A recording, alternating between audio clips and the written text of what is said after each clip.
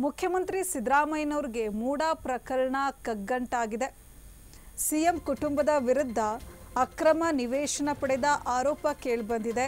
ಈಗಾಗಲೇ ಸಿದ್ದರಾಮಯ್ಯನವರು ನ್ಯಾಯಾಲಯದ ಮೊರೆ ಹೋಗಿದ್ದಾರೆ. ಕೋರ್ಟ್ ಹೋರಾಟದಲ್ಲಿ ಏನಾದರೂ ವ್ಯತ್ಯಾಸ ಆದರೆ ಸಿಎಂ ಕುರ್ಚಿಗೆ ಕಂಟಕ ಎದುರಾಗಲಿದೆ. ಇತ್ತ ಸಿಎಂ ಕುರ್ಚಿ ಏರಲು ಕಾಂಗ್ರೆಸ್ನಲ್ಲಿ ತೆರೆಮರೆಯ ಕಸರತ್ತು ನಡೀತಾ ಇದೆ.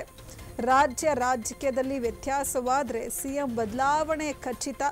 ಮತ್ತೆ ಮುನ್ನೆಲೆಗೆ ಬಂದ ದಲಿತ ಮುಖ್ಯಮಂತ್ರಿ ಕೂಗು. ಡಾಕ್ಟರ್ ಪರಮೇಶ್ವರ್ ಹೆಸರು ಮುನ್ನೆಲೆಗೆ ತಂದ ಹೈಕಮಾಂಡ್. ಪರಮೇಶ್ವರ್ ಜೊತೆಗೆ ಪ್ರತ್ಯೇಕ ಮಾತುಕತೆಯನ್ನ ಹೈಕಮಾಂಡ್ ನಡೆಸಿರುವಂಥದ್ದು. ಮುಖ್ಯಮಂತ್ರಿ ಸಿದ್ದರಾಮಯ್ಯನವರಿಗೆ ಮೂಡಾ ಪ್ರಕರಣ ಕಗ್ಗಂಟಾಗಿದೆ. ಸಿಎಂ ಕುಟುಂಬದ ವಿರುದ್ಧ ಅಕ್ರಮ ನಿವೇಶನ ಪಡೆದ ಆರೋಪ ಕೇಳಿಬರ್ತಾ ಇರುವಂಥದ್ದು. ಈಗಾಗಲೇ ಸಿಎಂ ಸಿದ್ದರಾಮಯ್ಯನವರು ನ್ಯಾಯಾಲಯದ ಮೊರೆ ಹೋಗಿದ್ದಾರೆ.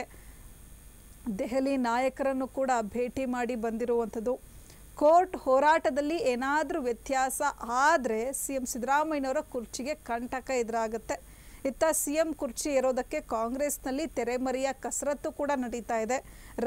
ರಾಜಕೀಯದಲ್ಲಿ ವ್ಯತ್ಯಾಸ ಆದರೆ ಸಿಎಂ ಬದಲಾವಣೆ ಖಚಿತವಾಗಿದೆ. ಮುಖ್ಯಮಂತ್ರಿ ಬದಲಾವಣೆಯ ಕೂಗು ಮತ್ತೆ ಮುನ್ನೆಲೆಗೆ ಬಂದಿರುವಂಥದ್ದು. ಡಾಕ್ಟರ್ ಪರಮೇಶ್ವರ್ ಹೆಸರು ಮುನ್ನೆಲೆಗೆ ಕಾಂಗ್ರೆಸ್ ಹೈಕಮಾಂಡ್ ತಂದಿದೆ.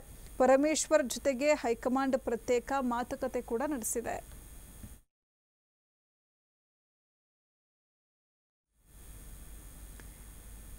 ಮೂಡಾ ಪ್ರಕರಣದಿಂದಾಗಿ ಸಿಎಂ ಸಿದ್ದರಾಮಯ್ಯನವರು ಸಂಕಷ್ಟಕ್ಕೆ ಸಿಲುಕಿರುವಂಥದ್ದು. ಈಗಾಗಲೇ ದೆಹಲಿ ನಾಯಕರನ್ನು ಕೂಡ ಭೇಟಿ ಮಾಡಿ ಸಿಎಂ ಸಿದ್ದರಾಮಯ್ಯನವರು ಮಾತುಕತೆ ನಡೆಸಿದ್ದಾರೆ. ಹೈಕಮಾಂಡ್ ಕೂಡ ನಾವು ನಿಮ್ಮ ಜೊತೆಗಿದ್ದೀವಿ ಅಂಥೇಳಿ ಬೆಂಬಲವನ್ನು ಕೂಡ ಸೂಚಿಸಿರುವಂಥದ್ದು. ಈಗಾಗಲೇ ಸಿಎಂ ಸಿದ್ದರಾಮಯ್ಯನವರು ಒಂದು ಪ್ರಕರಣಕ್ಕೆ ಸಂಬಂಧಪಟ್ಟಂತೆ ನ್ಯಾಯಾಲಯದ ಮೊರೆ ಹೋಗಿದ್ದಾರೆ. ಕೋರ್ಟ್ ಹೋರಾಟದಲ್ಲಿ ಏನಾದರೂ ವ್ಯತ್ಯಾಸ ಆದರೆ ಸಿಎಂ ಸಿದ್ದರಾಮಯ್ಯನವರ ಕುರ್ಚಿಗೆ ಕಂಟಕ ಎದುರಾಗೋದು ಫಿಕ್ಸ್ ಆಗಿದೆ. ಇತ್ತ ಸಿಎಂ ಕುರ್ಚಿ ಏರೋದಕ್ಕೆ ಕಾಂಗ್ರೆಸ್ನಲ್ಲಿ ತೆರೆಮರೆಯ ಕಸರತ್ತು ಕೂಡ ನಡೀತಾ ಇದೆ. ರಾಜಕೀಯದಲ್ಲಿ ಏನಾದರೂ ವ್ಯತ್ಯಾಸ ಆದರೆ ಸಿಎಂ ಬದಲಾವಣೆ ಖಚಿತವಾಗಿದೆ. ಮತ್ತೆ ಮುನ್ನೆಲೆಗೆ ಬಂದ ದಲಿತ ಮುಖ್ಯಮಂತ್ರಿ ಕೂಗು.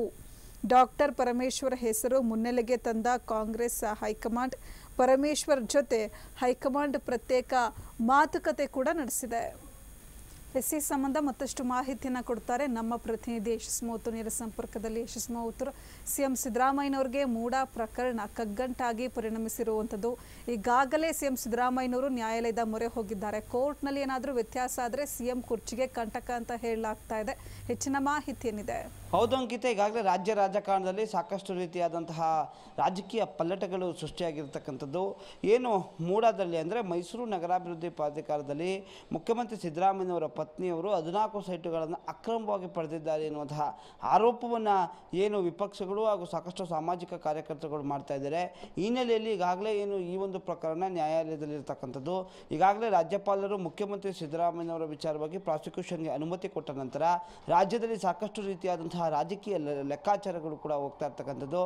ಹೀಗಾಗಿ ಏನು ಈಗಾಗಲೇ ಏನು ಮುಖ್ಯಮಂತ್ರಿ ಸಿದ್ದರಾಮಯ್ಯರು DCM ಅವರು ಸೇರಿದಂತೆ ಸಾಕಷ್ಟು ಪ್ರಭಾವಿ ಸಚಿವರುಗಳು AICCಯ ರಾಷ್ಟ್ರೀಯ ಅಧ್ಯಕ್ಷರಾದಂತಹ ರಾಹುಲ್ ಗಾಂಧಿ ಅವ್ರನ್ನ ಭೇಟಿ ಮಾಡಿ ಬಂದಿರತಕ್ಕಂಥದ್ದು. ರಾಷ್ಟ್ರೀಯ ಮುಖಂಡರಾದ ರಾಹುಲ್ ಗಾಂಧಿ ಅವ್ರನ್ನ ಭೇಟಿ ಮಾಡಿರ್ತಕ್ಕಂಥದ್ದು. ಹೀಗಾಗಿ ರಾಷ್ಟ್ರೀಯ ಅಧ್ಯಕ್ಷರಾದಂತಹ ಏನು ಮಲ್ಲಿಕಾರ್ಜುನ್ ಖರ್ಗೆ ಅವ್ರನ್ನು ಕೂಡ ಈಗಾಗಲೇ ಒಂದು ಸುತ್ತಿನ ಮಾತುಕತೆಯನ್ನು ಕೂಡ ನಡೆಸಿದ್ದಾರೆ. ರಾಜ್ಯದ ಪ್ರಸಕ್ತ ವಿದ್ಯಮಾನಗಳ ಬಗ್ಗೆ ಈಗಾಗಲೇ ಏನು ಮಾಹಿತಿಯನ್ನು ಕೂಡ ಕೊಟ್ಟಿರ್ತಕ್ಕಂಥದ್ದು. ಇದೆಲ್ಲ ಒಂದೆಡೆ ಆದರೆ ಮತ್ತೊಂದೆಡೆ ಅಂದರೆ ಭಾಳ ಪ್ರಮುಖವಾಗಿ ಏನು ಕಾನೂನು ಹೋರಾಟ ಏನು ನಡೀತಾ ಇದೆ ಅಥವಾ ಆಗಸ್ಟ್ 29ನೇ ತಾರೀಕು ಏನು ಒಂದು ರೀತಿಯಾದಂತಹ ವಿಚಾರಣೆ ಏನಿದೆ ಆ ಒಂದು ವಿಚಾರಣೆ ಸಂದರ್ಭದಲ್ಲಿ ಯಾವ ರೀತಿಯಾದ ಬೆಳವಣಿಗೆ ಆಗುತ್ತೆ ಅಂತೇಳಿ ಮತ್ತೊಂದೆಡೆ ಏನು ಪ್ರಾಸಿಕ್ಯೂಷನ್ಗೆ ಅನುಮತಿ ಕೊಟ್ಟಿರುವಂಥ ವಿಚಾರವಾಗಿ ಪ್ರಶ್ನೆಯನ್ನು ಮಾಡಿ ಹೈಕೋರ್ಟ್ಗೆ ರಿಟ್ ಅರ್ಜಿಯನ್ನು ಮುಖ್ಯಮಂತ್ರಿ ಸಿದ್ದರಾಮಯ್ಯನವರು ಸಲ್ಲಿಸಿದರೆ, ಮತ್ತೊಂದೆಡೆ ಅಂದರೆ ಈಗಾಗಲೇ ಏನು ಜನಪ್ರತಿನಿಧಿ ನ್ಯಾಯಾಲಯದಲ್ಲಿ ಸ್ನೇಹಮಯಿ ಕೃಷ್ಣ ಅವರು ಕೂಡ ಏನು ಒಂದು FIRನ ದಾಖಲೆ ಮಾಡಬೇಕು ಅನ್ನೋ ದೃಷ್ಟಿಯಿಂದ ಅಲ್ಲೂ ಕೂಡ ಕೇಸನ್ನು ಫೈಲ್ ಮಾಡಿದ್ದಾರೆ. ಹೀಗಾಗಿ ಎರಡೂ ಪ್ರಕರಣಗಳು ಕೂಡ 29 ನಂತರ ಏನು ನಡೆಯುತ್ತೆ. ಹೀಗಾಗಿ ಇದೊಂದು ರೀತಿ ಕಾನೂನು ಸಮರದ ಸುಳಿಯಲ್ಲಿರ್ತಕ್ಕಂಥದ್ದು. ಹೀಗಾಗಿ ಸ್ವಲ್ಪ ವ್ಯತ್ಯಾಸ ಆದರೂ ಕೂಡ ಮುಖ್ಯಮಂತ್ರಿ ಕುರ್ಚಿಯನ್ನು ಬಿಡಬೇಕಾದಂತಹ ಪರಿಸ್ಥಿತಿ ಸಿದ್ದರಾಮಯ್ಯನವರಿಗೆ ಬರುತ್ತೆ ಅನ್ನೋದು ರಾಜಕೀಯವಾದಂತಹ ಲೆಕ್ಕಾಚಾರ ಆಗಿರ್ತಕ್ಕಂಥದ್ದು. ಆದರೆ ಅಂತಹ ಪರಿಸ್ಥಿತಿ ಬಂದಾಗ ಕಾಂಗ್ರೆಸ್ ಯಾವ ನಿರ್ಧಾರವನ್ನು ತೆಗೆದುಕೊಳ್ಬೇಕು, ಆ ಸಂದರ್ಭದಲ್ಲಿ ಸಮರ್ಥ ನಾಯಕನ ಆಯ್ಕೆ ಹೇಗೆ ಮಾಡಬೇಕು, ಪರ್ಯಾಯವಾದಂಥ ರಾಜಕಾರಣವನ್ನು ಕಟ್ಟೋದು ಹೇಗೆ, ರಾಜಕಾರಣವನ್ನು ಮಾಡೋದು ಹೇಗೆ ಅನ್ನುವಂಥ ವಿಚಾರ ಬಗ್ಗೆ ಕೂಡ ಏನು ಕಾಂಗ್ರೆಸ್ನ ಹೈಕಮಾಂಡ್ ಲೆಕ್ಕಾಚಾರವನ್ನು ಹಾಕಿದೆ ಎನ್ನುವಂತಹ ಮಾಹಿತಿ ಲಭ್ಯ ಆಗ್ತಾ ಇದೆ. ಯಾಕಂದರೆ ಈಗಾಗಲೇ ಸಿದ್ದರಾಮಯ್ಯನವರ ಪರಮಾಪ್ತರು ಏನಿದ್ದಾರೆ ಅಥವಾ ಶಾಸಕರುಗಳೇನಿದ್ದಾರೆ ಅವ್ರನ್ನ ವಿಶ್ವಾಸಕ್ಕೆ ತೆಗೆದುಕೊಳ್ಬೇಕಾಗ್ತದೆ. ಆ ಒಂದು ವಿಶ್ವಾಸ ಸಂದರ್ಭದಲ್ಲಿ ಏನು DCM ಆಗಿರುವಂತಹ DK ಶಿವಕುಮಾರ್ ಅವರ ವಿಚಾರದಲ್ಲಿ ಏನು ಸಿದ್ದರಾಮಯ್ಯ ಆಪ್ತ ಶಾಸಕರುಗಳು ಸಾಕಷ್ಟು ರೀತಿಯಾದಂಥ ಪಾಸಿಟಿವ್ ರೆಸ್ಪಾನ್ಸ್ ಇರೋದಿಲ್ಲ. ಹೀಗಾಗಿ ಮುಂದೆ ಕೂಡ 2-3 ರಾಜ್ಯಗಳ ಚುನಾವಣೆ ಇದೆ. ಹೀಗಾಗಿ ದೀರ್ಘಕಾಲಿಕವಾಗಿ ದಕ್ಷಿಣ ಭಾರತದಲ್ಲಿ ಅದು ಕರ್ನಾಟಕ ರಾಜ್ಯದಲ್ಲಿ ಅಧಿಕಾರವನ್ನು ಕಾಂಗ್ರೆಸ್ ನಡೆಸಲೇಬೇಕಾದಂತಹ ಪರಿಸ್ಥಿತಿ ಇದೆ. ಈ ನಿಟ್ಟಿನಲ್ಲಿ ದಲಿತ CM ಎಂಬುವಂತಹ ಒಂದು ಟ್ರಂಪ್ ಕಾರ್ಡನ್ನು ಯೂಸ್ ಮಾಡಬೇಕು ಅಂತಕ್ಕಂಥದ್ದು ಕೂಡ ಕಾಂಗ್ರೆಸ್ನ ಲೆಕ್ಕಾಚಾರ ಆಗಿದೆ. ಹೀಗಾಗಿ ಡಾಕ್ಟರ್ ಪರಮೇಶ್ವರ್ ಅವ್ರನ್ನ ಮುನ್ನೆಲೆಗೆ ತರ್ತಿರ್ತಕ್ಕಂಥದ್ದು. ಏನೇ ವ್ಯತ್ಯಾಸ ಆದರೂ ಕೂಡ ಪರಮೇಶ್ವರನ್ನ ಮುಖ್ಯಮಂತ್ರಿ ಮಾಡುವಂತಹ ಸಾಧ್ಯತೆಗಳು ಹೆಚ್ಚಿದೆ.